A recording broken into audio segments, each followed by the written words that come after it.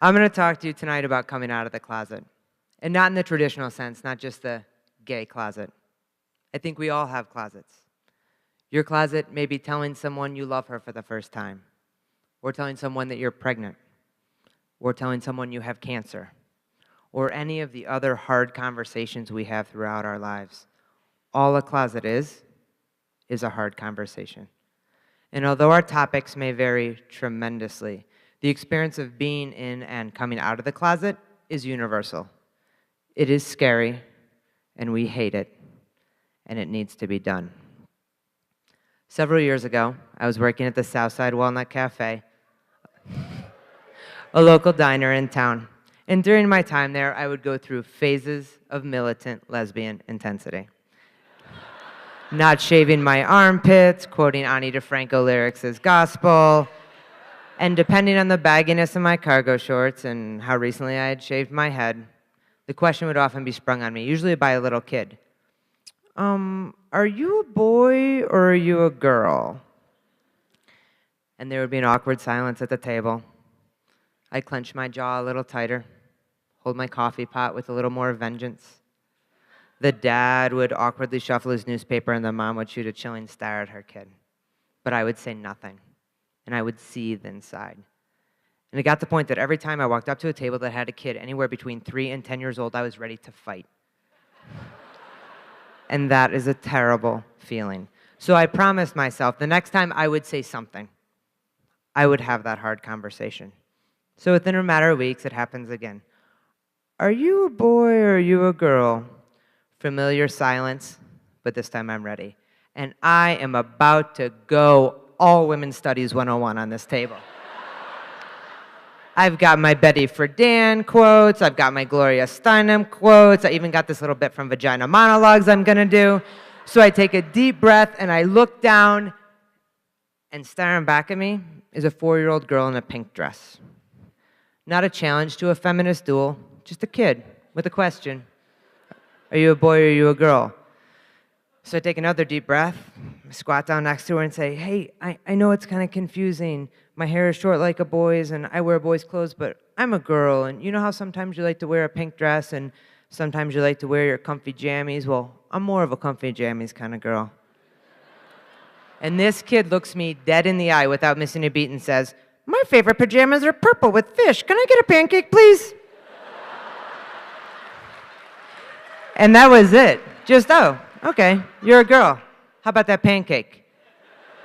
It was the easiest hard conversation I have ever had. And why? Because Pancake Girl and I, we were both real with each other.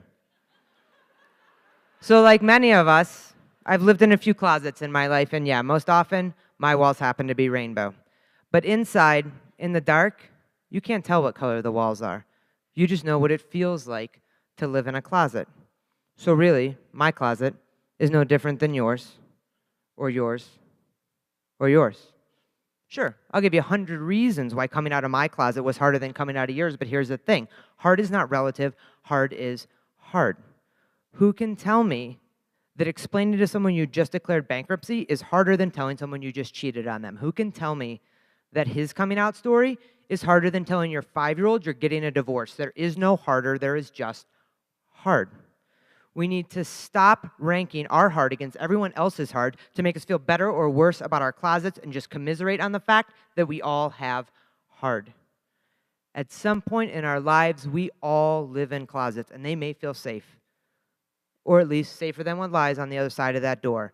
But I am here to tell you, no matter what your walls are made of, a closet is no place for a person to live. Thanks. So why is coming out of any closet? Why is having that conversation? Why is it so hard? Because they're stressful. We're so concerned about the reaction of the other person, and understandably. Will they be angry, sad, disappointed?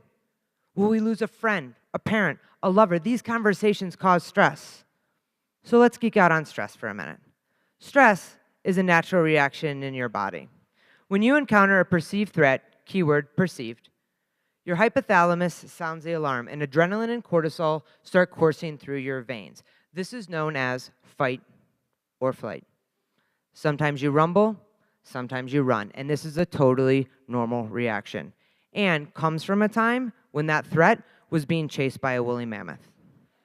The problem is your hypothalamus has no idea if you're being chased by a woolly mammoth, or if your computer just crashed, or if your in-laws just showed up on your doorstep, or if you're about to jump out of a plane, or you need to tell someone you love that you have a brain tumor. The difference is the woolly mammoth chases you for, what, maybe 10 minutes? Not having those hard conversations, that can go on for years, and your body just can't handle that. Chronic exposure to adrenaline and cortisol disrupt almost every system in your body and can lead to anxiety, depression, heart disease, just to name a few. When you do not have hard conversations, when you keep the truth about yourself a secret, you're essentially holding a grenade. So imagine yourself 20 years ago. Me, I had a ponytail, a strapless dress, and high-heeled shoes. I was not the militant lesbian ready to fight any 4-year-old that walked into the cafe. I was frozen by fear, curled up in the corner of my pitch black closet, clutching my gay grenade. And moving one muscle is the scariest thing I have ever done. My family, my friends, complete strangers, I had spent my entire life trying to not disappoint these people. And now, I was turning the world upside down. On purpose. I was burning the pages of the script we had all followed for so long. But if you do not throw that grenade, it will kill you. One of my most memorable grenade tosses was at my sister's wedding. It was the first time that many in attendance knew I was gay. So in doing my maid of honor duties in my black dress and heels, I walked around to tables and finally landed on a table of my parents' friends, folks that had known me for years. And after a little small talk, one of the women shouted out, "I love Nathan Lane." And the battle of gay relatability had begun. Ash, have you ever been to the Castro? Well, yeah, actually, we have friends in San Francisco. Well, we've never been there, but we heard it's fabulous. Ash, do you know my hairdresser, Antonio? He's really good, and he has never talked about a girlfriend. Ash, what's your favorite TV show? Our favorite TV show? Favorite, Will and Grace. And you know who we love? Jack. Jack is our favorite. And then one woman, stumped, but wanting so desperately to show her support, to let me know she was on my side, she finally blurted out, "Well, sometimes my husband wears pink shirts." And I had a choice in that moment, as all grenade throwers do. I could go back to my girlfriend at my gay-loving table and mock their responses, chastise their unworldliness and their inability to jump through the politically correct gay hoops I had brought with me, or I could empathize with them and realize that that was maybe one of the hardest things that they had ever done. That starting and having that conversation was them coming out of their closets. Sure, it would have been easy to point out where they fell short. It's a lot harder to meet them where they are and acknowledge the fact that they were trying, and what else can you ask someone to do but try? If you're going to be real with someone, you got to be ready for real in return. So, hard conversations are still not my strong suit. Ask anybody I have ever dated. But I'm getting better, and I follow what I like to call the 3 pancake girl principles. Now, please, view this through gay-colored lenses, but know what it takes to come out of any closet is essentially the same. Number 1, be authentic. Take the armor off. Be yourself. That kid in the cafe had no armor, but I was ready for battle. Stupid hypothalamus. If you want someone to be real with you, they need to know that you bleed too. Number 2, be direct. Just say it. Rip the Band-Aid off. If you know you are gay, just say it. If you tell your parents you might be gay, they will hold out hope that this will change. Do not give them that sense of false hope. And number 3, and most important, be unapologetic.